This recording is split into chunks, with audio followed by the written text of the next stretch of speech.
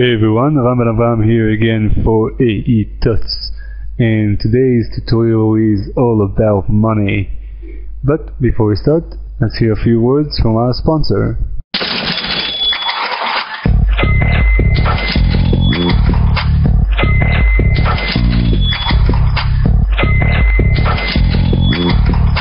So that looks pretty cool. Let's see how we can recreate that.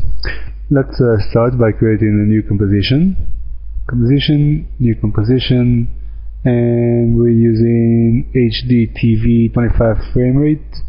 Let's rename this composition to globe map, which is exactly what it is. And to be perfectly honest, this layer is a traced mask of the Earth's map, and of course you all can use it. For those of you that don't have the premium account in AE Tuts, a while ago there was a post on AE Tuts with tons of texture links, and among them there was a link to various textures of the Earth. From there you can download an Earth texture and trace it, or just use an Earth texture. But for this tutorial we're going to use just a mask trace. Okay, so that's our land, and we're going to create a new solid, and doesn't matter which color, and we'll apply grid to it, and that will be our latitude and longitude lines, and there's actually no need to change it. The default works really good for us. That's it for the Earth map. So let's create a new composition, and we'll call it globe base, and let's import our globe map and apply to it sphere. And what we want to do is settle the rotation, so let's tackle that down. We're going to rotate it on the y-axis, and we're going to use an expression to do that.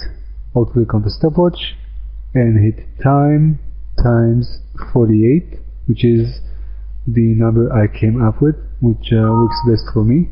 And of course you can mess around with that and see what works best for you. And let's see, we want to adjust the light just a tag, and let's duplicate this one and set the light to the other side, and then set the transfer mode to classic color dodge. Next we want to do two more things. We want to create a nice shadow here and a nice highlight here.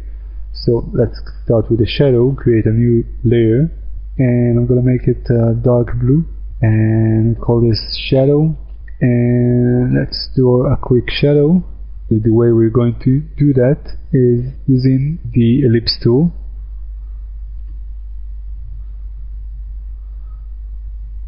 I'm gonna draw a quick ellipse around the Earth, and then I'm going to duplicate it, and the second one is going to be somewhere around here, and set it to subtract. Let's hit F on both masks and set the first one to be faded out way out there.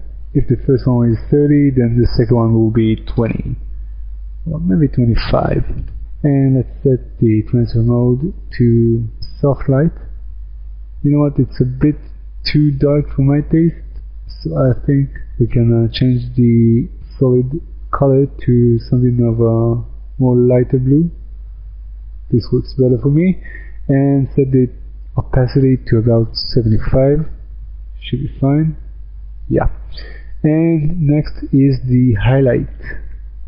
So let's create a new solid, and we're going to use once again just a very close to white, but with a very small amount of blue in it. Want to create a sort of an egg shape or just an ellipse shape. Set it in the middle, and let's see what we're doing here. Hit F and fade it out, and let's set it to add. Okay, add is too rough, so set it to screen, and let's lower the opacity to about 85. Yeah, this looks nice. Let's rename this to highlight. Okay, and this is our globe base, rotating, and everything is groovy. So next we're going to create the particle system. Create a new composition and call it particle source. Now in the original preview I created the particle source within a 3D application, and I created there a sequence of $1 floating around in the air. For the tutorial we're going to recreate that inside After Effects, and for that I've got a scan of $1 bill. So let's lower the size for a minute so we can see what's going on. Okay, let's make it a 3D layer and apply DGFX Freeform, which comes free with After Effects CS5. Let's switch to Custom View. Okay, and what we want to do here is create the illusion that the bill is fluffing in the air. So let's toggle down the grid and set a keyframe in the Mesh Distortion section. Before we start animating, let's set the rows to 0 and the columns to, well, we can leave it at 2. It should be fine. And let's see, let's just start messing around, see how it goes. Just bring that to the back, set this one here, bring this one here, and maybe mess with it a bit, and this one, drag it back, maybe drag it here a bit, and set this one here, and same goes for this one. Okay, so I'm pretty happy with this. We've got a keyframe. Right on, let's move 1 second forward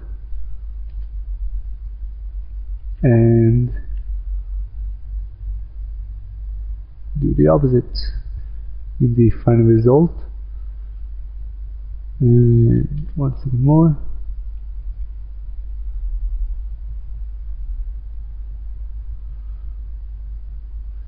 Okay, hit U, copy all these keyframes, move 1 frame forward and just start duplicating those. Should be great. Okay, so we got our particle source. Let's move on to creating our particle system. One more thing we want to do to our particle source is rotate it. And to do that, we're going to toggle down 3D Mesh Controls and tap rotate on the X, Y, and Z axis. And although this layer is a 3D layer, if I rotate it on the Y-axis, you can see it's 2D. But if I rotate it over here in the plugin controls on the Y-axis, you can see it's actually 3D. So make sure you do all the animation inside the DigiForm controls. So Alt-click on this stopwatch next to rotation X, hit time times 5, should be fine. Rotation Y times 15, and on the Z-axis time times 10. Okay, and to make things a bit easier for Particular and After Effects to render this out, let's lower the composition size 250 by 250,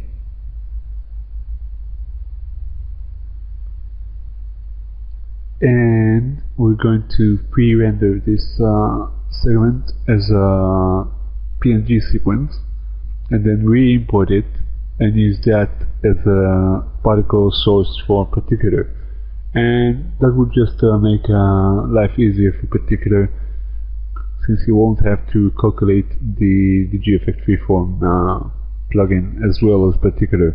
So let's go right ahead and do that, and I'll see you right after that. That's it for the particle source. Let's create the particle system. Create a new composition. We'll base it on HDTV, but the height we want to be 3 times as high, and soon you'll see why. Okay. For the emitter, we're gonna set the emit type to sphere, and we're gonna set the position Actually, before we set the position, one trick I would like to show you. We're gonna use our globe base as a reference to our particular, and let's see, it should be around, I don't know, here. Okay, and let's set it to our guide layer, since we don't want it to render out, and lock it down so it won't bother us.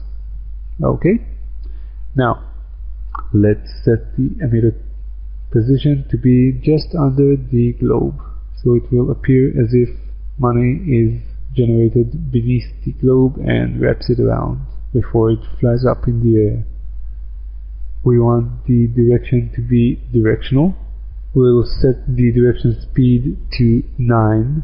Now these settings is the numbers I came up with, and I highly recommend you mess around with it and see what works best for you. So next, the X rotation will be 76, the velocity 140, velocity random 83, and velocity from motion will be 106. We'll set the emitter size to 250, the emitter Y to be 250, and Z to 0. Okay, that's it for the emitter for now. Let's see the particle. Let's set the life to 5, and let's see, the particle type will be, of course, sprite, and set the particle layer to source particle, and it's gonna say it's too big for me, I can't handle it, and we'll say yeah, of course you can, and there you go, of course you can. And time sampling will be random loop.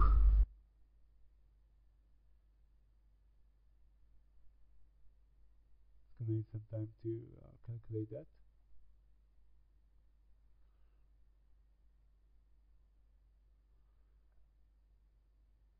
Okay, so now that we've got the particle source rendered out as a sequence, let's first raise the size so we can see what's going on.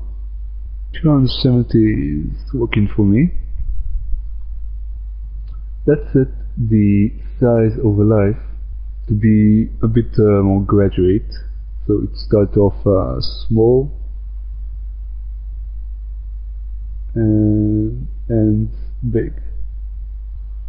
Okay, so that's it for now for the particle segment. Let's go to the shading and set shadow light from main to on, and let's toggle it down, and let's see, let's set the opacity to somewhere around 50 and adjust the size to somewhere around 10 and the distance to somewhere around 40. Maybe 50 is too much, let's set it to 10 or maybe 25. Okay, so this is more interesting. That's it for the shadows. Let's go for the physics. Now I want the string of dollars to go way up in the air, so let's lower the gravity to -80, and now I've got this string of dollars going up in the air.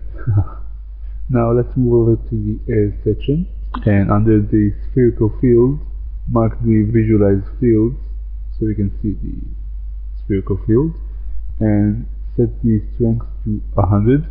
Let's set the spherical field in the middle of the globe, and let's set the position Z to 10 and raise the radius until it fills the whole globe. Okay, and of course you don't want it to be feathered out at all, so let's set it to 0, and that's a bit too much, so let's lower it to 190. It's not exactly in the middle. We don't want the spherical field to cover the whole globe. We do want to leave some edge. Okay, so the effect I'm looking for is having the spherical field pushing out the dollars. So I need to pull the emitter down more a bit. Yeah, okay. And let's raise the particle per second to 200. and just set the spherical field in the middle of the globe. Okay, so that's it for the particle system. Let's check it out. Looks pretty good. Okay, so now let's combine the two. Create a new composition, 1280 by 720 times 3, and drag in our particles and our globe base, and we'll call it globe, and we need to set the globe base to be at the same position as the globe dummy we got here. Let's copy the position and paste it to this one. And now let's create a new composition, make it 1280 by 720, and call it main comp. Before I go any further, let me do a little cleanup here. I will create a new folder and call it original comps, and drag in my comps in there, and another new folder and call it .comps, and drag those in there. To the assets folder, I'll drag in the sequence. Okay, now we're looking better. Let's start by creating our background. I'll create a new solid, call it background, and apply ramp to it. I'll make the bottom nice blue and the top white. And now let's drag in from the assets folder. We've got a nice picture of a graph and some doodles, all very economic. Let's drag the anchor point to the bottom and make it a 3D layer. And we want to set the Z position to be way out there, like 4500, and scale it up until we see it something like 350. Okay, and we'll call it top, and duplicate it, and let's call this one bottom. And now let's rotate this one on the x-axis to 90 degrees, and we drag it back a bit and scale it up. Now let's lower the opacity for the bottom to be at 10%, and for the top we'll make it 15. Let's drag the top a bit down here, and to get rid of the edges we've got, let's create a mask. Hit F and feather it out a bit. Do the same for the bottom. Feather out like 300. Same for the top. So that's our basic background. Go to comps and drag in our globe. Set the anchor point to the bottom. Make it a 3D layer as well. And drag it up. And now let's start setting up the position. But before we do that, these helping guides are really annoying, so let's get rid of those. You don't have to worry about rendering out, but they're annoying just the same. Where is it? Yeah, visual fields. Before we continue on, there are two more adjustments I would like to do to our particle system. So let's go back to particles for a second here. I would like to have a bit more particles, let's say 400, and I would like to set the emitter size to 350 by 350. Well, that's just about it. I'm happy. And now let's go back to our globe, and let's create the globe falling down from the sky and jumping up and down. Okay, so first let's get rid of the particles to have a quicker workflow. And before we begin our animation, let's set the anchor point to be at the bottom of the globe, so that way when we scale it down, it scales from the bottom. Now let's go to frame 15, set a keyframe for the position. This is where it would stop jumping, and at the first frame we want to be above the main comp. Let's see. Yeah, it's gone. Okay, and now let's go to frame 5 and copy this keyframe and paste it here. Go to frame 11 and set the globe to be somewhere in the middle, but a bit closer to the ground. Okay, and that's it for the position. Now for the scale, create a keyframe for the scale here in the first frame, and let's get a bit closer here, somewhere between those two. Let's say frame 3. We're going to set the scale to be at 70 on the x-axis and 90 on the y. A few frames after it lands, let's say frame 7, reverse it, 90 on 70, and between those two, once again, we want to be 70-90, but actually a bit less, so 75 on 85, and a few frames after it lands, we want to be reversed, 85 on 75. On frame 18, let's just set it back to 80 on 80. Let's check it out. Okay, so the speed between the keyframes is linear, which isn't working that good for me. So let's for a moment there, and now let's mark all these scale keyframes and right click on them, keyframe assistant, easy ease, and now they're all a bit more natural as well. So let's check that one out now. Okay, now this looks better. Okay, the particles are starting to emit a bit too early. We want to start emitting somewhere around here. More than that, go a bit forward. The particles are emitting below the Earth, and we don't want them to be that below, so let's create a quick mask here.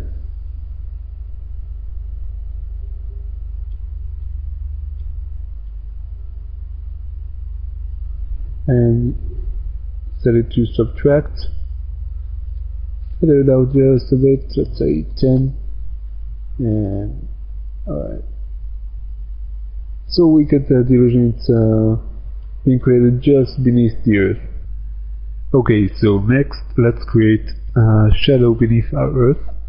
Let's get rid of the particles again for a second, and to see our shadow we need to change the background colors. Go to composition settings, and change the background color to white.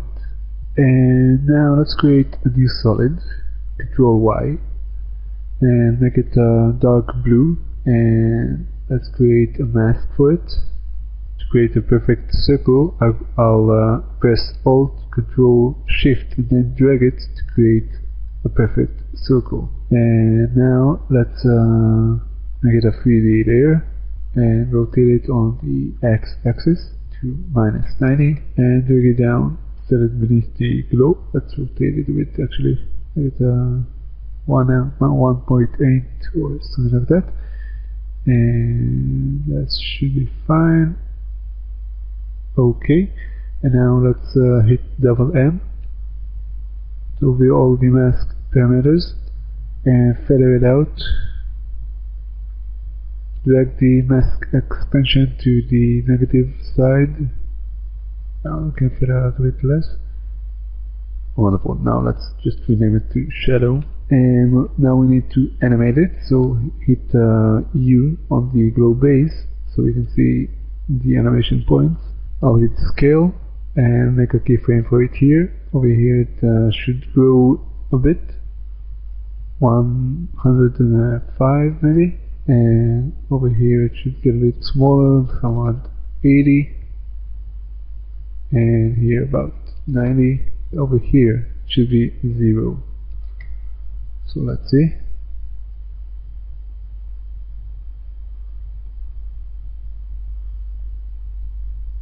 Oh, can get a bit smaller over here. Let's say it's 70.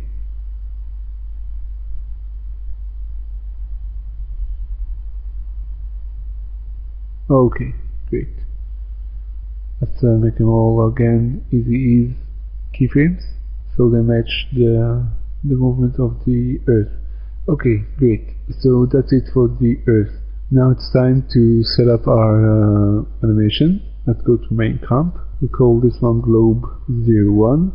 I would like to first do the pen animation, and to do that I'm going to connect the top to the bottom and connect the globe as well. Go to the start of our animation, make a keyframe for it, drag it to the right, 10 seconds, and drag it to the left.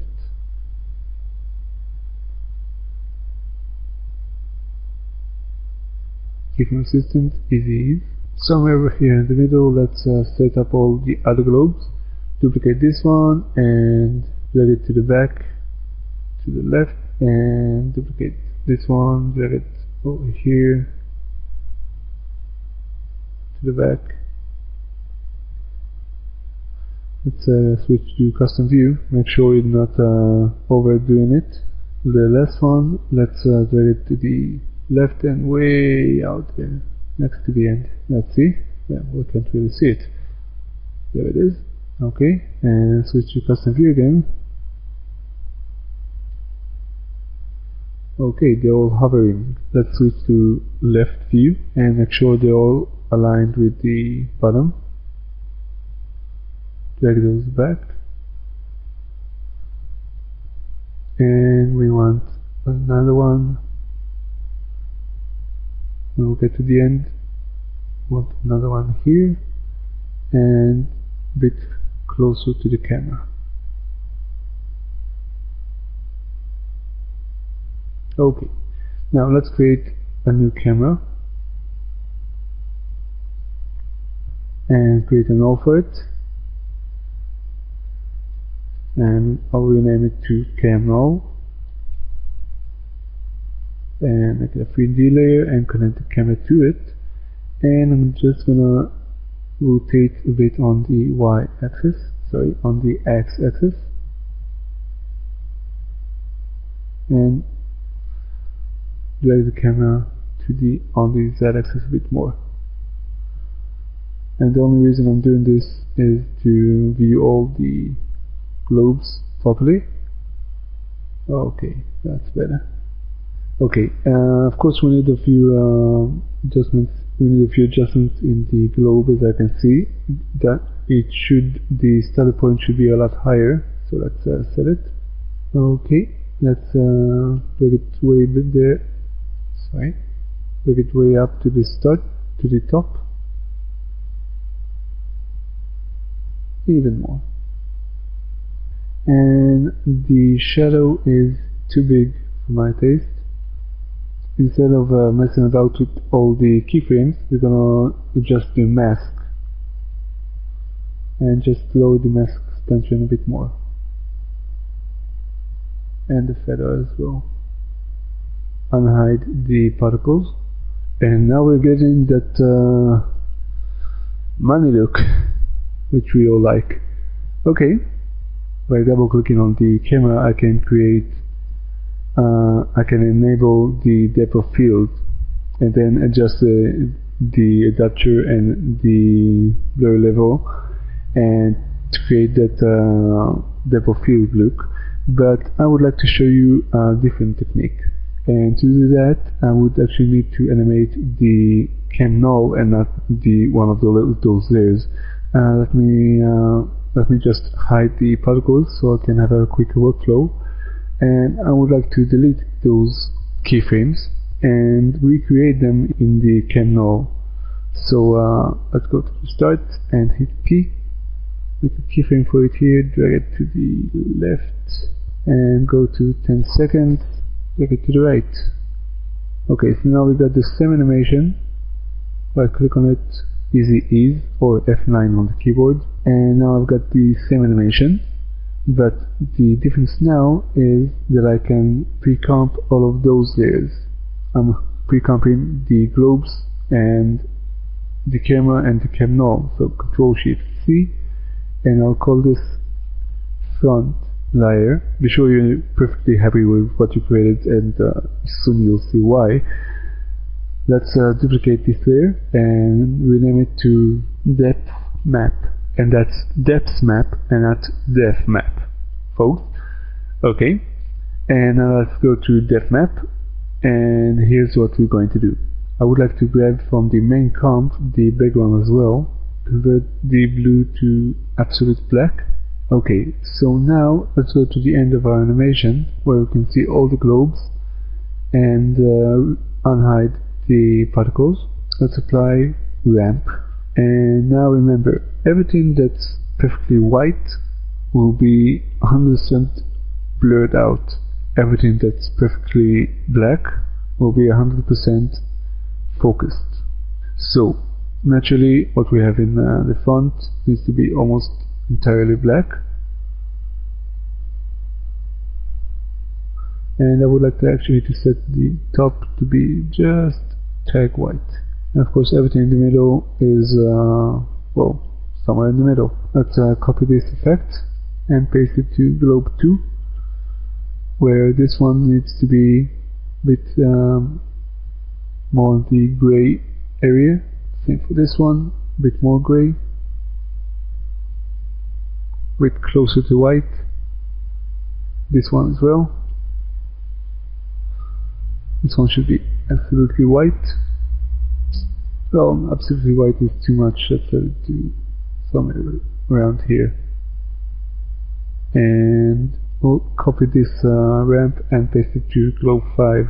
Now let's go to main comp and drag our depth map beneath the front layer. We don't need to see it.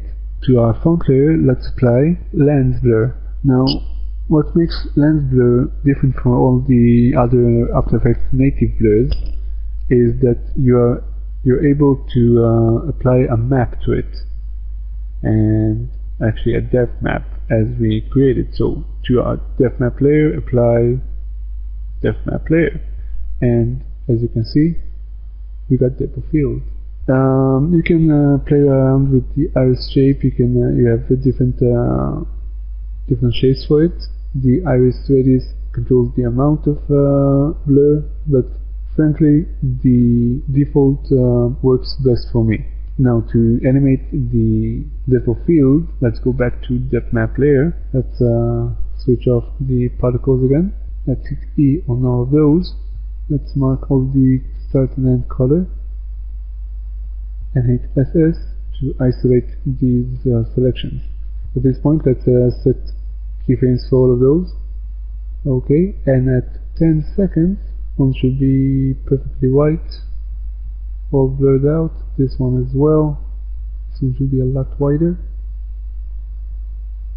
and this one wider as well. And this one is definitely somewhere more in the gray area. And this one could be a bit lighter, and this one will be almost black. Let's go back to our main comp, and there it is. I forgot a few stuff here.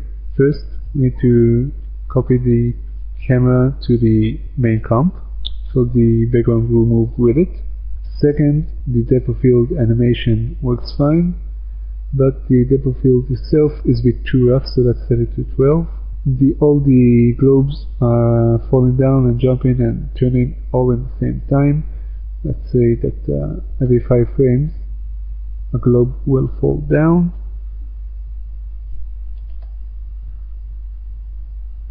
And of course we need to do the same for the depth map. That's why I said you should do the depth map when you're entirely sure you finished all the animation, and as you can see I didn't. And now we have a more random animation. In the original preview I had a few economy phrases which I googled up, running around from right to left on the screen between the globes. So let's go to front layer and redo that. Let's create some text. Let's say, oh, I don't know, AE text plus. By the way, the font type I'm using is Inkscape 901 NDIT-BT. I have no idea where I got it from, but I'm sure you can find it. And let's make it a 3D layer. We need to be the same height as the globes. And let's see, let's move to custom view. So this one should be around here. Let's create a new solid once again, make it a dark blue. Alright, create a mask grid around mask, make it a 3D layer, hit MM. Now before we do that, let's rotate it on the x-axis to -90 and set its position to be, let's actually copy the position from the A dots layer and paste it on the shadow, 758 dots. And okay, let's move it to the center and hit MM to reveal all the mask properties and fade it out and drag the mask extension. Let's rename this to Shadow 01, connect it to the 8 dots and forget about it. Now let's switch to custom view and duplicate those two, and now drag this one to the front, duplicate again, and let's drag it back to be between those two globes.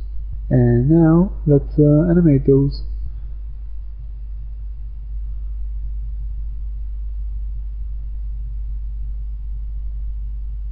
Okay, and we'll give them 5 seconds, drag it to the other side. Actually should have done the same for these two. And mark all of the keyframes, right click on it, keyframe assistant, easy ease or F9 on your keyboard. And let's move over here and move this one here, move this one to the middle. So now we've got some text running around. Okay, one more thing I forgot, and that's the reflection to give that high-tech look to the entire sequence we've got here.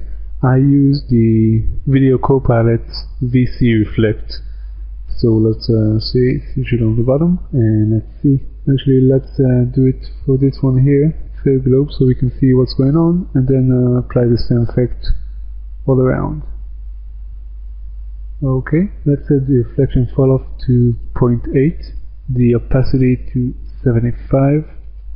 We'll set the blur type to fall off, set the blur amount to 10, blur offset 1. Okay, so this works fine. Now let's copy the effect and paste it to all the other globes. Text as well. And well, that's just about it, folks. I hope you enjoyed this tutorial. I've been working with you for these last 30 minutes or so. My name is Ran Ben Avraham, and I'll see you next time.